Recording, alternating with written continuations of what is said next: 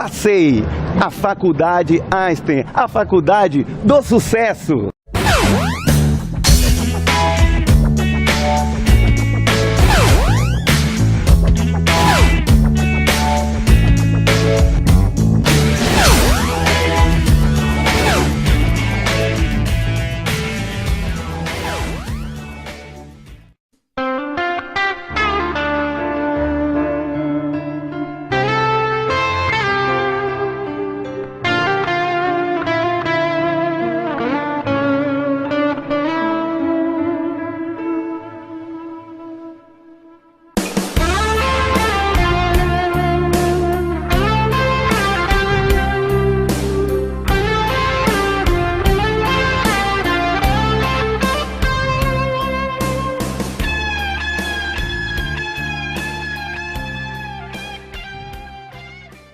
Erroneamente, nós acreditamos e aprendemos dentro das diversas universidades que a psicologia surge no século XIX. Ela, em verdade, ela toma um corpo empírico, experimental no século XIX, mas ela esquece da sua essência. Haja vista que a essência da psicologia é exatamente o estudo da alma. E a alma, ela não é adentrada e nem tampouco estudada dentro do contexto da visão da psicologia dentro dos conteúdos acadêmicos. A psicologia, ela tem um período que é denominado pré-psicologia e pós-psicologia, que é exatamente o que é denominado de psicologia científica. A ciência, observação, criação de hipóteses, a resposta provisória, experimentação e generalização. Porém, repito, este é um conceito no qual nós aprendemos dentro da visão da percepção aristotélica, da visão de Locke, o homem, a tábula rasa, a sociedade o molda, dentro da visão empírica. A psicologia, ela adentra no século XXI, olhando para todos os ângulos da psique e, por sua vez, da alma humana. Para falar sobre psicologia e espiritualidade, estamos aqui com Marcos Arapiraca. Ele que é psicólogo, por sua vez, é psicanalista, hipnólogo, é professor da área e tem se divulgado tem se dedicado à divulgação dessa visão espiritual da psicologia. Agora, é preciso lembrarmos que quando nós falamos de espiritualidade na psicologia, nós temos que pensar em dois pensadores. É exatamente redundância, pensar em dois pensadores. Eles, Jung, que por sua vez deu uma abrangência ao processo da psicologia hoje denominada transpessoal, e também da participação numa visão humanista, existencial, fenomenológico de Abraham Maslow. Marcos, é um prazer tê-lo aqui conosco para conversarmos sobre um tema que no século XXI tem sido cada vez mais fortalecido. Haja vista que no século XIX, início do século XX, nós tínhamos fortes pressões e fortes heranças, outra vez sequelas, da visão positivista e da visão empirista no contexto psicológico, eliminando, por sua vez, toda a visão de emotividade e de espiritualidade. E hoje, adentrando no século XXI, tudo mudou, né? E o que é que você nos fala dessa nova abordagem envolvendo psicologia e espiritualidade? Bem, professor, doutor José Augusto, né? Professor, é uma honra estar aqui com você. Foi meu professor também, né? É sempre um professor, a gente está sempre aprendendo com ele. Parabenizar o portal Jorge Guedes, aos internautas que estão sempre dando essa contribuição, né? Assistindo. Bem, a questão da psicologia e espiritualidade é uma coisa meia... Tem um certo tabu em falar em espiritualidade, mas espiritualidade, na visão junguiana, é voltar-se a si, voltar-se ao interior, voltar-se ao âmago, voltar-se a compreender, voltar ao caminho do meio. Porque em toda a realidade cultural, ancestral do ser humano, há uma crença, há uma busca pelo desconhecido. E essa busca é o que fortalece essa busca, de uma forma ou de outra, é uma sustentação, seja ela muleta, seja ela crença, seja ela arquétipa, ou seja ela de que forma for. Mas a importância dessa crença, a importância de voltar, a importância do lado espiritualidade como vibração, como vida, como uma forma de criatividade e uma forma até filosófica, né? Como Platão coloca, o ser humano, ele tem esse lado, ele tem esse mito, essa procura desse Deus, dessa coisa imaginária, de uma coisa que sustente. E no mundo atual, nós vemos o cotidiano, não podemos fugir da realidade. As igrejas estão cada vez mais cheias, né? As promessas, uma crença por todas as linhas se fortalece em cada dia mais. Por que fugir disso? Eu acho que não temos que fugir disso, que fugindo disso, estamos fugindo de nós mesmos, estamos fugindo de nos conhecermos. É uma coisa interessante, quando Hipócrates, o pai da medicina, ele adentra no conceito de psicopatologia, ele vai buscar na visão de Pitágoras e Empédocles. Pitágoras, por sua vez, acreditava que nós temos a mesma visão chinesa, do Tentio, a acupuntura, de toda a medicina tradicional chinesa, MTC, de que nós somos o microcosmo e que existe o macrocosmo. Porém, o tempo foi passando e pós-Cristo, né? e pós, digamos assim, dentro da concepção judaica cristã e fortalecida também com a visão do terceiro momento, com o islamismo, nós começamos a ter a ressurreição. Só que a ressurreição ela é antagônica à visão pitagórica e à visão da reencarnação. Então hoje no mundo nós temos duas linhas que separam o contexto da religiosidade. Um lado, a imortalidade da alma, que por sua vez ela vai passar para outro corpo, até evoluir ou involuir, de acordo com a visão kármica. E também nós temos o processo da ressurreição, e que ter-se-á a volta do Messias, ou a vinda do Messias, como é colocado muito bem no judaísmo, que o judaísmo não aceita Jesus como Messias, e sim como um intelectual, como um profeta, como uma pessoa que conduziu para os novos pensares. E nós teremos a ressurreição. A reencarnação, nesse contexto, quando nós falamos de espiritualidade, adentra aonde? A reencarnação, ela é só um contexto kardecista, é um contexto hinduísta, é um contexto budista, né? Ele entra em uma questão de... Dentro da visão da psicologia. Dentro da visão da psicologia. Dentro do século XXI. Dentro do século XXI. Não, realmente a psicologia ela não entra estudando reencarnação. Ela é uma ciência, ela é cética, ela é direta, entendeu? Então, esse lado reencarnacionista não entra. Pode entrar em outras ciências que venham a estudar, tipo parapsicologia ou por aí em diante, mas realmente a psicologia tradicional, acadêmica, não fala sobre reencarnação.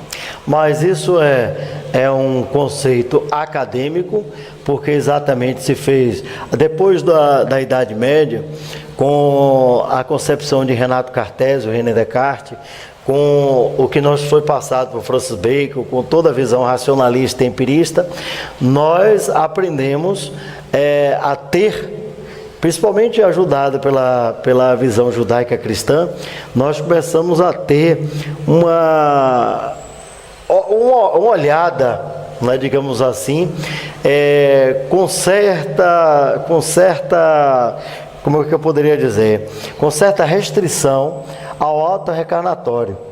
Certo. Agora, o senhor que trabalha com a hipnose, o senhor acha que pela hipnose se consegue levar a outras vidas ou não? O senhor acha que para naquele estágio de nascimento? Olha, Zé, essa questão da hipnose é um comentário muito polêmico, entendeu? Tem a regressão hipnótica, né? Que ela vai até a vida uterina. E tem a regressão, existe a chamada regressão de vidas passadas.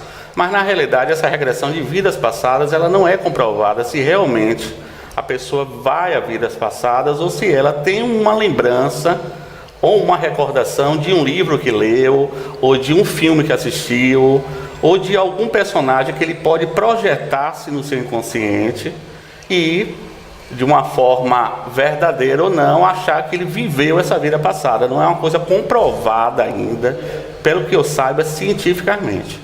Certo? Agora, diga-me uma coisa. Nós temos a hipnose.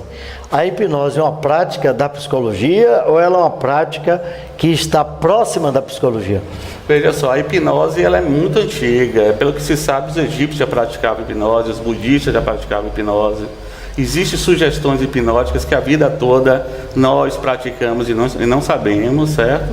Mas a psicologia clínica se apropria da hipnose para causas terapêuticas e para casos investigativos.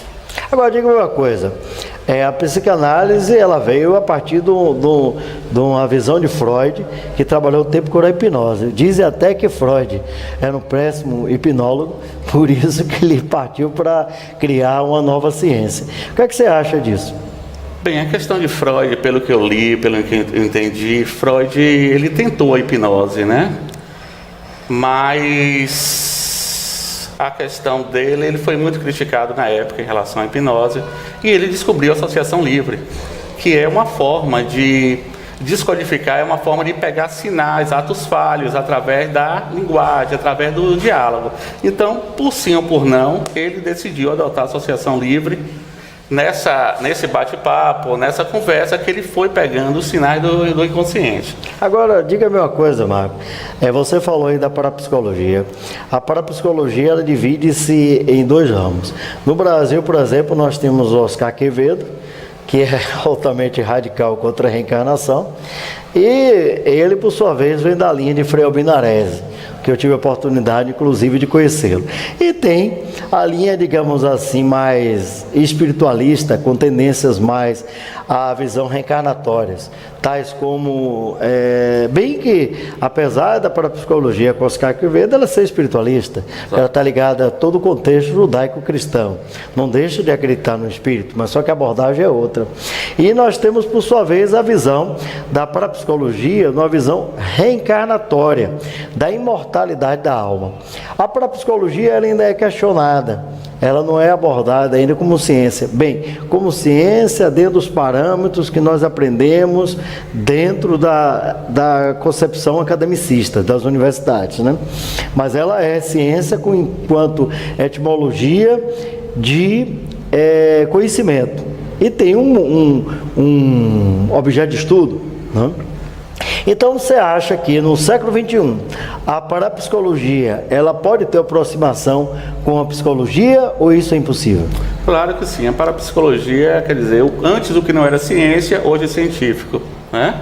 Eu acredito que a parapsicologia tem muito a crescer, tem muito a ser desvendada, como está sendo estudado, tem muitos anos a parapsicologia hoje, que já tem provas científicas, né? E estudando cientificamente, quando conseguir mensurar o que não é mensurável hoje, a parapsicologia vai dar um salto. Eu acredito que é um salto para o futuro. Eu acredito que esse conceito de Jung, de mostrar muito a ancestralidade, muito o passado e o futuro através do que possa ser uma alma, uma energia atômica ou sei lá o que não é cientificamente ainda comprovado, mas que essa energia tem, né, de Blavatsky, desse pessoal todo. Mas eu acredito que a parapsicologia sim. Agora eu vejo todas as religiões, todas as ciências, ela tem uma importância muito forte, pelo menos na psicoterapia, quando se fala em espiritualidade, quando se busca, você vê que as pessoas que não se perdoam, ou que não perdoam, as pessoas que não se aceitam, certo? As pessoas que julgam, então as pessoas que se condenam, isso vai muito no contexto religioso, de uma filosofia religiosa, porque quando a pessoa, ela assume, ela muda, ela trabalha o seu interior, o seu lado energético, esse lado espiritual, assim chamado, ela muda bastante e seus conceitos, as suas neuroses diminuem, né? Pelo menos esse trabalho do lado espiritual, no atual, sim. Agora falar de alma passada ou de alma futura, eu acho que ainda a ciência vai ter que andar alguns anos à frente ainda. Você falou de Blavatsky. Helena Blavatsky foi uma figura enigmática. Influenciou Gandhi, Alex Crowley, salvo engano, Crowley morreu em 1927. Influenciou indiretamente Jiddu Krishnamurti, porque Krishnamurti saiu da Sociedade Teosófica e, por sua vez, criou a sua linha de pensamento, né, que não deixa de ser uma concepção educacional, que a educação é a transmissão de informações historicamente adquiridas. E ele criou uma egrégora de desenvolvimento intelectual. Você acha que essas pessoas que no passado eram místicas, tais como a própria Blavatsky, elas influenciam hoje nos novos pensares dos psicoterapeutas? Com certeza, absolutamente correto. Veja Jiddu Krishnamurti mesmo, ele fala sobre o olhar e não pensar, como uma espécie de desligar a mente. O budismo prega quase a mesma coisa, de você entrar em estado, né? De Satori, Nirvana, o estado evolutivo, né? Então, a psicoterapia, ela leva a um estado que você começa a falar tanto que você entra como se fosse uma espécie de transe.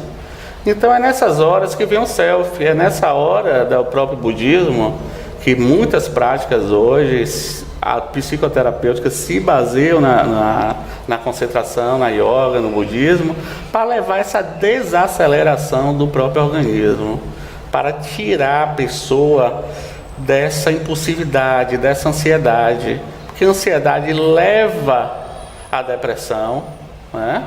E essa depressão também, essa busca pelo passado, não deixa de ser também um pouco de ansiedade. Então, ansiedade e depressão andam juntas. É engraçado, porque a depressão você viver no passado e a ansiedade você viver no futuro. Exatamente. E você falou exatamente uma coisa interessante. O aqui e agora, que é bem gestáltico, né? Já foi usado na própria Gestalt. Pregado pelo próprio Jung. Jung não, pelo Krishnamurti. Exato, porque é a base de toda a concepção, de toda a religiosidade. O aqui e agora, onde Cristo fala exatamente que não se preocupe com o dia de amanhã, né? Porque o aqui e agora ele é constante. Em verdade, o passado está na frente, você pode vê-lo. O presente você pode vivê-lo e, por sua vez, o futuro a Deus pertence. E o presente é muito rápido. Inclusive o Dalai Lama fala que não existe futuro e não existe passado, existe o aqui e agora, porque quando nós iniciamos a nossa entrevista, exatamente foi um momento, aqui já é outro momento, devia vir a ser. Agora diga-me uma coisa, para finalizar a nossa entrevista, qual a mensagem que você daria aos nossos internautas em relação a uma visão da psicoterapia de uma abordagem psico-bioespiritual, mente, corpo e espírito, adentrando no século XXI? Bem, a mensagem que eu venho a dar é falar sobre a física quântica, né? Que a física quântica afirma hoje que nós estamos presos no presente. Quando você está preso no presente, o importante é viver o presente, é viver o momento. Quando você vive o momento, você está feliz. Como já diziam outros terapeutas, quem tem vida gostosa, quem tem vida feliz, não tem problema psicológico. Então, os problemas psicológicos estão muito relacionados a problemas que nós criamos no passado ou ansiedades futuras. Então, dessa visão, é acreditar. Eu acho que acreditar em si é melhor que acreditar no próprio invisível. Mas se o invisível quiser dar uma força, também é bom. Mas, em primeiro lugar, caminhar e olhar para dentro. Olhar para o interior, fazer análise, questionar e não estar dando ouvidos e percepções alheias direto nesse mundo, né? Porque esse mundo, como diz os hinduístas, é um mundo ilusório, é um mundo de Maia. Das formas, é um mundo Maia, né? Então a mensagem que eu tenho que dar é essa: fiquem alertos e vivam, sejam felizes, gozem a vida. É interessante que Maia é a visão empírica, né? É o mundo dos sentidos. Aristóteles falava que a visão, a percepção do mundo teria que ser feita somente pelos sentidos. no caso, os empiristas, né, gasta sexto empírico, que por sua vez sexto empírico era um cético, né, que por isso o nome empirismo, é exatamente a experiência, a percepção do mundo através dos sentidos. John Locke disse: o homem na tábua rasa, a sociedade o molda. E não existe nada além da percepção do homem através dos sentidos. Mas o século XXI nos faz as coisas mudarem. O hinduísmo, uma das religiões mais antigas que existem, nos fala exatamente do Maya, das ilusões, do que pode ser e não pode ser. Lembramos até Pierre Levy, que ele fala que o virtual é real. O cinema, cine, movimento, ou seja, eu estou sendo fotografado e essa movimentação está transformando em algo que por sua vez, essa câmera dá-nos uma abordagem e os internautas poderão ver-me, ou seja, ver-me aqui, agora e para sempre. Bem, isso tudo é metafísico, isso tudo é metapsicose, mas tudo isso nos resume em uma única coisa: a necessidade de os conhecermos para conhecermos a nossa vida, a nossa existência e chegarmos próximo para percebermos o que em verdade é incógnita, a morte.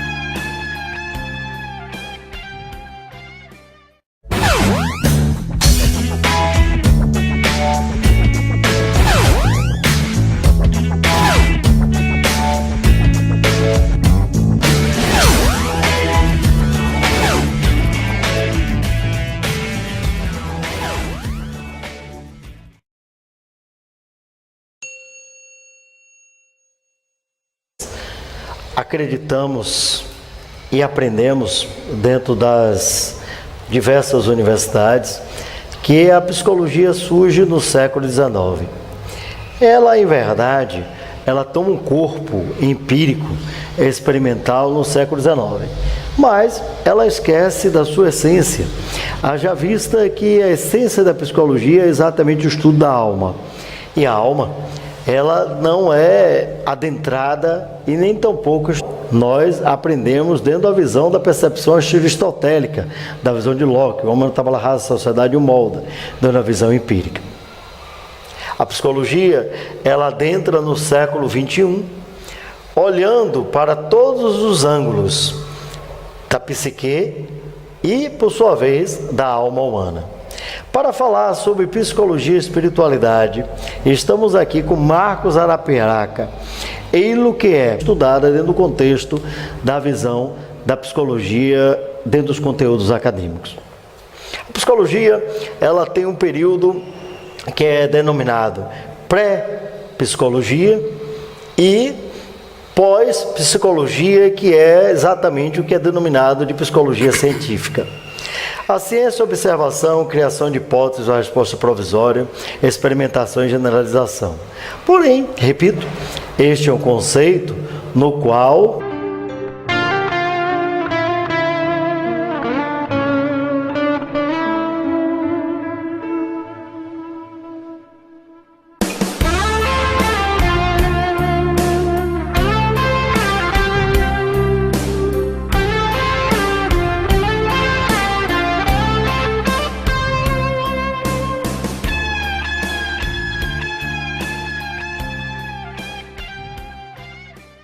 Erroneamente, nós FACEI, a Faculdade Einstein, a Faculdade do Sucesso.